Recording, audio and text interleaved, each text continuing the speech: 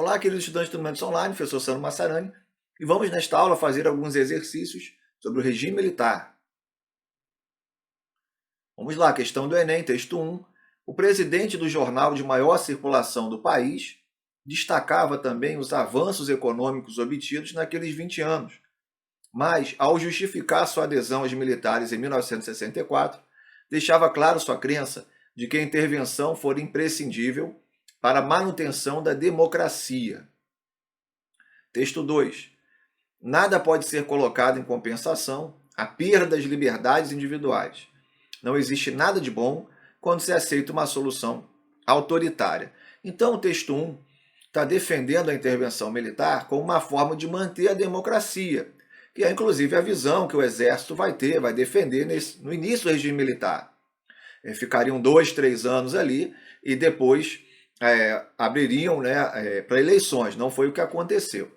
Então há uma visão muito corrente de que foi necessária a intervenção militar para se manter a democracia. Isso é bem discutido, bem polêmico. O texto 2 já defende de uma forma definitiva a ideia de que não existe nada de bom quando se aceita uma solução autoritária. Então, embora enfatizem a defesa da democracia, as visões do movimento político-militar de 1964 divergem ao focarem, respectivamente. Então vamos lá, qual a divergência? Letra A, razões de Estado no primeiro texto, sim, a ideia de que o Estado precisa ser defendido, então a democracia, tem que haver uma intervenção para defender a democracia, manter a democracia. E o texto 2 defende a soberania popular. É exatamente isso. Nada pode ser colocado em compensação à perda das liberdades. A soberania popular tem sempre que vir em primeiro lugar. Então, não existe nada de bom quando se aceita o autoritarismo. Pode ser a letra A. B. Ordenação da nação. Ordem à nação, a ideia de que é importante, é necessária uma intervenção. Ok. Mas não tem a ver com prerrogativa religiosa, o segundo texto, não. Não está errada a B. Vamos ver a C. Imposição das Forças Armadas. Não é isso que o texto 1 está defendendo, não. Está defendendo a ideia de que as Forças Armadas foram necessárias para manter a democracia. Um pouco incompleto esse raciocínio. Dever social também não estou vendo isso no texto 2. As alternativas são meio, confusas aí. Vamos ver a D.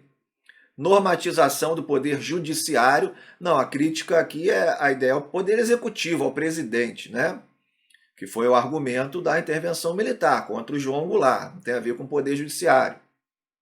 Regras morais. Isso é muito vago, A regra moral, o que é considerado certo, errado. Tudo bem, a ideia de que o texto 2 fala que não existe nada de bom no autoritarismo. Isso pode ser uma regra moral, mas que foge um pouco da intenção da questão. Vamos ver a letra E. Contestação do sistema de governo. Não foi contestado aí o sistema presidencialista republicano. Foi contestado a figura do presidente, João Goulart. Tradições culturais, acho que não vai por esse caminho. Não está falando da importância cultural, seguir alguma tradição, texto 2. Então a letra A. Algumas alternativas aí foram meio confusas. E aqui melhor tem a ver com os textos, realmente é a letra A. A razão de manter o Estado, por isso a intervenção militar, manter, entre aspas, uma normalidade do Estado, e a soberania popular tem que vir acima, não pode ter solução autoritária. Vamos para a próxima. Temos aí uma figura com o nome dos partidos e embaixo escrito finados, ou seja, os partidos faleceram. A imagem foi publicada no jornal Correio da Manhã, no dia de finados de 1965. Sua relação com os direitos políticos existentes no período revela. Então, pessoal, a gente observa aí os 3 grandes partidos da República Populista em cima, PSD, PTB, UDN. Mas aqui determina o fim de todos os partidos. Essa é uma questão, pessoal, que tem a ver com o ato institucional 2, que é o fim dos partidos políticos existentes e a implantação do bipartidarismo, da Arena, partido do governo, e do MDB, a oposição. Vamos procurar uma resposta que tem a ver com isso. Letra A. Extinção dos partidos nanicos, não. Foi extinção de todos os partidos e criação de 2. B, retomada dos partidos estaduais. Não. Partidos estaduais muito comuns na República Velha. C, adoção, do bipartidarismo regulado. Deve ser a letra C. D, superação do fisiologismo tradicional. Na verdade, fisiologismo seria a organização aqui tradicional de partidos. Não, não é superação, aí foi simplesmente eliminação. Vamos ver aí. Valorização da representação parlamentar. Não, porque aqui foi uma arbitrariedade, uma vontade de cima para baixo. Não foi votado isso, não foi valorizada a representação dos deputados nesse sentido. Foi imposto. O ato institucional 2. Então, a correta é a letra C. Uma boa questão aí. É comum cair em questões sobre, principalmente, os atos institucionais 2 e o 5. Olha aí. Boicote ao militarismo, propôs o deputado federal Márcio Moreira Alves, do Movimento Democrático Brasileiro, MDB, em 2 de setembro de 1968, conclamando o povo a reagir contra a ditadura. O clima vinha tenso desde o ano anterior, com forte repressão ao movimento estudantil e a primeira greve operária do regime militar. O discurso do deputado foi a gota d'água. A resposta veio no dia 13 de dezembro, com a promulgação do ato institucional número 5, AI-5.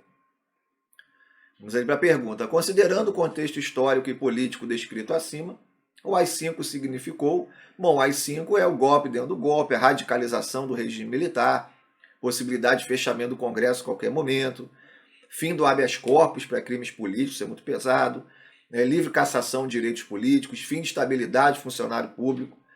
Vamos achar alguma coisa aqui nas letras. Então, o AI-5 significou, letra A, restauração da democracia no Brasil? Não. Sepultou aí praticamente a democracia, boa parte, grande parte dela, na década de 60. B, o fortalecimento do regime parlamentarista? Não, o Brasil estava com o presidencialismo. Teve um parlamentarismo muito confuso com o João Goulart, mas aqui já é regime militar. C, o enfraquecimento do poder central? Não, fortalecimento do poder central, porque as decisões ficam ainda mais concentradas no executivo, ao convocar eleições no ano de 70. D, o desrespeito à Constituição vigente, sim, e aos direitos civis do país a partir de 68, sim, até porque os atos institucionais eles vão passar por cima das constituições, da Constituição. Letra E, a responsabilidade... Constituições, até porque teve a de 46, até o ato institucional 4 passou por cima da Constituição de 46, e agora o AI-5 passa por cima da Constituição de 67. Letra E, a responsabilização jurídica dos deputados por seus pronunciamentos a partir de 68. Não é muito mais que isso, o AI-5. Não é só responsabilizar deputados pelos seus pronunciamentos. Então aqui, pessoal, a letra D, o desrespeito à Constituição vigente. Então, muito comum essa questão, não vamos aí bobear. Vamos para a próxima. Temos aí uma charge do grande Ziraldo, uma família sentada à mesa, e a mãe fala, só este ano já entraram, lendo o jornal, só este ano já entraram no país 3 bilhões de dólares. O pagamento começa a ser feito daqui a 10 anos. Aí o pai passa a mão na cabeça do filho, tadinho. No período de 64 a 85, a estratégia do regime militar abordada na charge foi caracterizada. Então, uma questão parece ser tranquila, bem interpretativa pela charge, mas é importante lembrar que o regime militar foi desenvolvimentista. Muitos empréstimos, muita entrada de capital estrangeiro, mau controle do Estado. Isso vai gerar uma dívida externa muito alta, muito elevada. Então, vamos lá. Qual foi essa estratégia? Letra A, priorização da segurança nacional. Não, aqui está falando mais do recebimento de dinheiro. É a B, olha, captação de financiamentos estrangeiros para pagar mais para frente. C, execução de cortes nos gastos públicos, não é esse o assunto, até há muito gasto público no regime militar. D, nacionalização das empresas multinacionais, não ocorre. E letra E, promoção de políticas de distribuição de renda, também não, desigualdade aumenta. Então, realmente, é que tem a ver com a charge, o Brasil recebendo bilhões de dólares aí para depois pagar captação de financiamentos estrangeiros, letra B. Próxima. Quando João Batista Figueiredo, o último presidente do regime militar, iniciou seu governo, o Brasil vivenciava um momento de graves críticas advindas dos diversos setores sociais ao autoritarismo presente durante o regime militar. Durante o governo Figueiredo, no plano econômico, apontam-se como principais problemas que não foram solucionados, né? Então, com certeza, a resposta tem que conter grande dívida externa, né? A inflação, entre outros problemas aí. Vamos ver, letra A. Alta taxa de desemprego. O desemprego estava, assim, era um problema sério, né? Principalmente após o fim do milagre econômico. Então, isso vem aí desde meados da década de 70. Consequência da redução do crescimento econômico, sim, né? Por causa da crise do petróleo, fim do milagre econômico. E o combate à política monetária de empréstimos. Não, o Brasil pegou muito empréstimo, não combateu essa política, ele praticou, junto principalmente ao FMI, Fundo Monetário Internacional. Então errada a letra A aqui, o final, né? Que não houve combate à política de empréstimos. O regime militar pegou muito empréstimo. B. A indexação de preços, né? A correção, né, em relação à inflação, e salários e o bloqueio dos investimentos ligados ao mercado financeiro internacional. Indexação de preços e salários é plano cruzado a mais, né? E depois outros planos econômicos. Aqui, no regime militar, em larga escala, não. E o bloqueio dos investimentos ligados ao mercado financeiro internacional. Não houve bloqueio de investimento em relação ao mercado financeiro. Então, a discussão sobre indexação vai acontecer mais, apesar de ter essa discussão no final do regime militar, ela é mais presente na nova república. Se deve haver ou não a correção salarial junto com a inflação. Tá?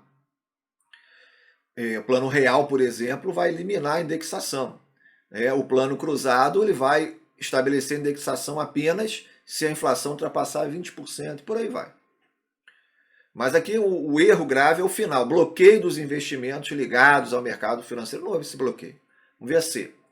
Redução dos investimentos na área tecnológica e dos subsídios à área rural, agravando e acirrando a ocupação de terras por parte dos trabalhadores rurais. Não, né? Não teve aí a ocupação de terras sistemática no regime militar. Isso vai se intensificar, mas no governo Fernando Henrique. Vamos ver a D. O próprio surgimento do MST, né, no final do regime militar, início da Nova República. Vamos ver a D. A transformação dos cruzados novos em cruzeiros e o congelamento de preços e salários dos trabalhadores só das indústrias, isso não aconteceu. E cruzado novo cruzeiro, isso é plano Collor. Né? Então, mas não tem a ver aqui com os problemas, né, que a gente comentou na aula de regime militar, nas nossas aulas. Vamos ver a letra E. A questão da dívida externa, sim, isso é um problema sério, em que o governo não conseguia pagar os empréstimos já obtidos, correto? A enorme alta da inflação, correto? E o aumento do desemprego. São 3 problemas graves que vamos ter aí no final do regime militar. Então a letra E é a correta. Bem, pessoal, fizemos aí algumas questões sobre regime militar para vocês terem uma ideia de como, né, é cobrado em prova, também refrescar o conhecimento. Espero que tenham aprendido bastante. Bons estudos e até a próxima.